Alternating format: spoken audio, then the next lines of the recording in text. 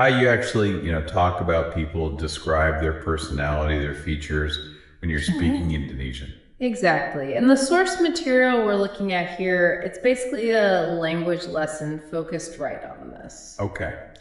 So our mission really for this deep dive is to pull out the key stuff, the core vocabulary, the grammar structures, and importantly, the cultural context that this lesson gives us. Right. It's like getting the essentials to help you get a handle on describing someone in Indonesian just based on what's in this source. Precisely. Giving you that shortcut. Okay, so to kick us off, maybe get a feel for it, the source uses a sample conversation. It's between two people, Wulan and Arif. Yeah, that's right. And Wulan starts off, she asks, Siapa teman baik kamu? Which is, who is your best friend? Pretty standard stuff. And Arif answers, he mentions his friend Hendra, says they've known each other for like 10 years from school. But then comes the question that gets right to the heart of our topic today. Yeah, exactly. Wulan follows up with Orangnya seperti apa? Now, the source translates this as, what is she like? Which is a bit confusing because Hendra's the guy's name. Right, so what is he like? Probably fits the context better. Yeah. But either way, that phrase, Orangnya seperti apa, that seems key. It's how you ask for that description, right? That's the one. Yeah. And Arif's answer gives us our first little window into the structure and the words we're going to explore. He says, Dia pintar dan baik banget, dia sedikit pemalu. Okay, so breaking that down, he is smart and very nice. He is a little bit shy. Simple descriptions, but notice how they're put together there. Exactly. No verb to be just yet. We'll get to that. Right. And Wulan's reaction is interesting too, because she picks up on those traits. She knows Hendra being shy, says, Pemalu, menarik juga. Yeah. Kind of like shy. Huh, interesting. And then she turns it around and compliments Arif himself, saying, Kamu sangat suka, meaning you are very sociable. So just in that little exchange, we've already hit some core descriptive words. We really have. So maybe let's pull out some of that key vocabulary the source introduces, starting with ones we just heard. First, kenal. That means to be acquainted with, specifically people. Okay, kenal for people. Then siapa, that's who. Right. Teman baik, best friend. And we heard pemalu, timid or shy. And that word supel, you said, the source digs into that one. It does. It translates it as sociable, but also things like flexible or someone who, adapts well to situations. We'll circle back to that one. Okay. Then there's seperti, meaning like or as if, used in that cue question. Orangnya seperti apa? Yep.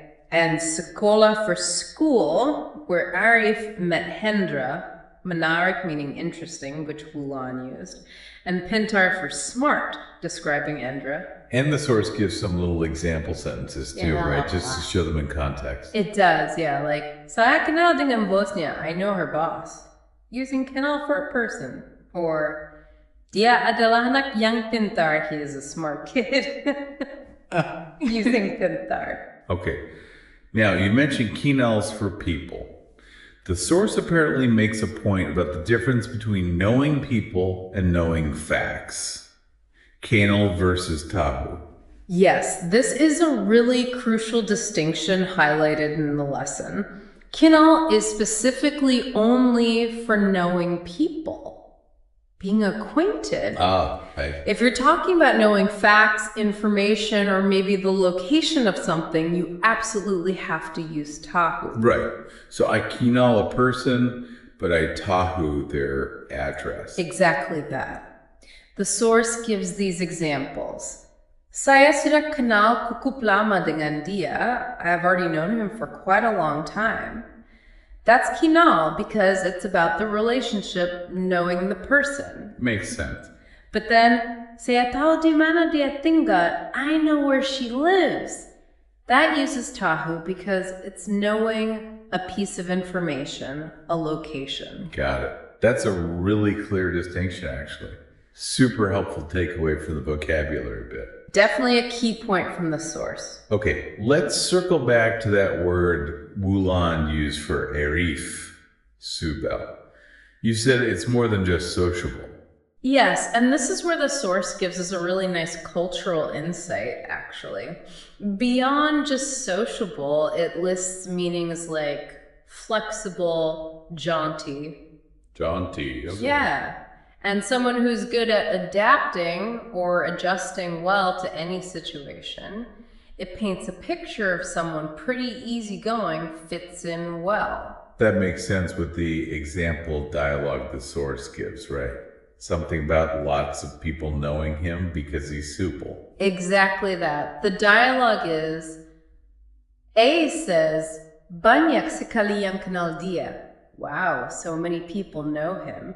And B replies, itu karena dia spangdo supel. That's because he is very social adaptable. Right.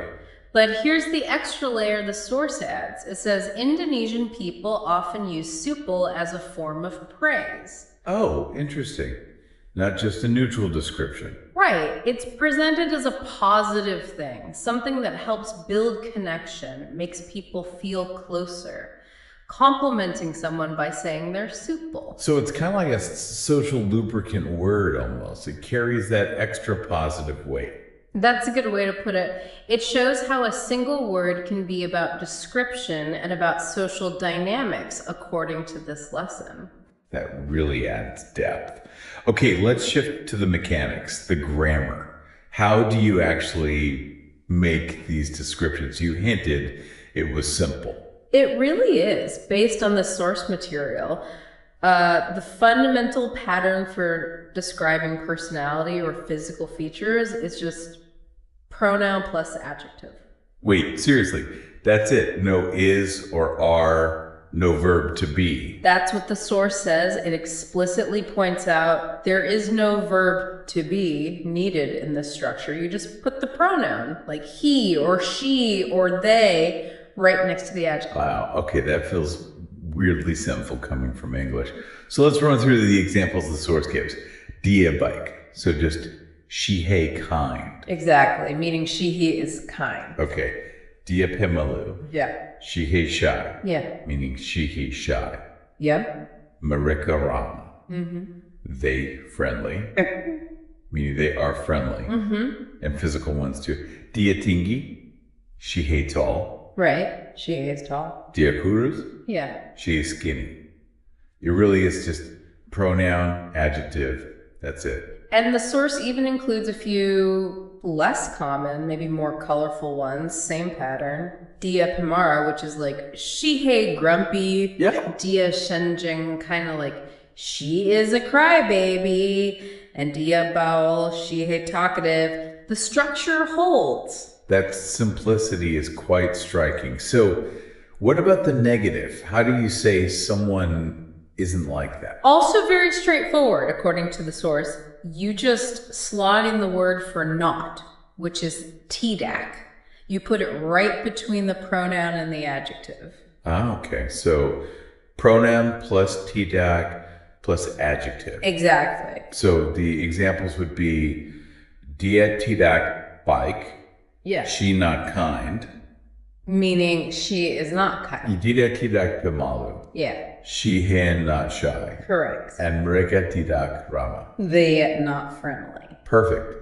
It's incredibly consistent. That structure, that simplicity really is the main grammar point for descriptions in this lesson. Okay, huge takeaway there. So we know how to make the statement, but asking the question, we saw Bulan use orangnya seperti apa earlier. Is that the main way? Well, the source actually gives us two options for asking about someone's personality or character. There's a more formal way first. Well, that's buye. Bagaimana sifat orang itu? which, if you translate it literally, is something like, how is the personality of that person? Right. Bagaimana is how, sifat is personality, character, orang gitu is that person. Makes sense. Formal. And then there's the informal one, which the source says is much more common. And that is indeed the one Wulan used, orangnya seperti apa. Ah, okay. And literally that's more like the person like what? Is that right? Orangnya being like that person informally. Yeah, that's how the source presents it. The person like, what? And it notes that this informal question, orangnya seperti apa, it's versatile. It can get you answers about personality or physical features. So someone might answer he's smart, or they might answer he's tall to the same question. Exactly. It's just asking for a general description. Okay, interesting. And the more common way is the less literal, informal one. So we've got vocabulary, the simple grammar, how to ask. But the source also touches on the cultural side of things, right? Like why talking about people and interacting is important. It does, yeah. It makes the point of saying that exchanging greetings and doing that kind of simple small talk, it's actually a really significant part of Indonesian culture. Oh, okay. More than just casual chat. Yeah, it's framed as a fundamental way of showing courtesy, of being polite. Ah, right. Like a social necessity almost. And the source gives examples of greetings, like Selamat pagi, Selamat siang. Good morning, good afternoon. And the classic apa kabar, how are you? Right. And it also notes, importantly, that between friends, especially same age, you get simpler stuff, like just halo, or even just paji for morning. Okay. And these greetings, they lead into that small talk you mentioned. Typically, yes. That courtesy-driven small talk follows. The source gives examples like asking, kamu sudah makan? Which is, have you eaten? Okay. Heard that's common. Very. Or kamu mau kemana? Where are you going? Just acknowledging the person. Or even simple observations, like hari ini panas. Yeah, it's hot today, isn't it? Simple questions, but they're doing that cultural work of connecting, showing politeness. That's exactly how the source frames it. They're essential parts of courteous interaction, not just filler. Okay. So let's try and pull these threads together then. We've got this specific vocabulary like kinal versus tahu and supal.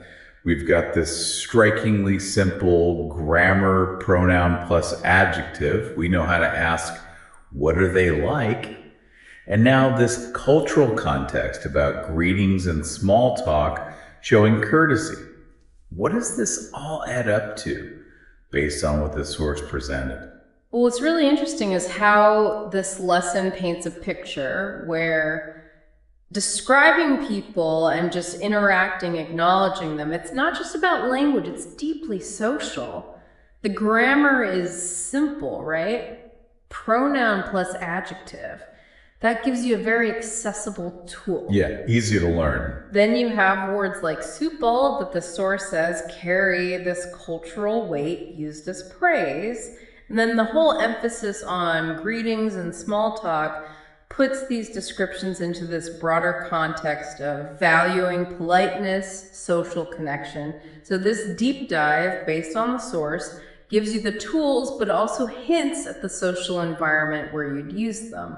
Right. So for you, the listener, understanding these bits and pieces from the lesson, the structures, the common phrases, it's obviously practical for basic conversations, for understanding descriptions you hear. Absolutely. So just to quickly recap the key takeaways from this source, that super simple pronoun plus adjective structure, no to be, the key vocabulary, especially kenal versus tahu, and that loaded meaning of supal as praise. How to ask, what are they like? Both formally and more commonly informally. And finally, that cultural insight about greetings and small talk being about courtesy. Okay, so here's a final thought, building only on what we've explored from this specific source. Think about how that grammatical simplicity for descriptions, just a pronoun plus adjective, combined with those specific ways of asking, what are they like? And the cultural importance placed on politeness through small talk. How might that reflect the way identity and social connection are viewed or navigated according to this lesson? Yeah, what does the simplicity maybe suggest about the function of describing people beyond just listing facts about them? Is it more about placing them socially? Something for you to mull over, based purely on the elements presented in this language lesson we've unpacked today. Thank you for watching this video. Hopefully useful. Don't forget to like and subscribe.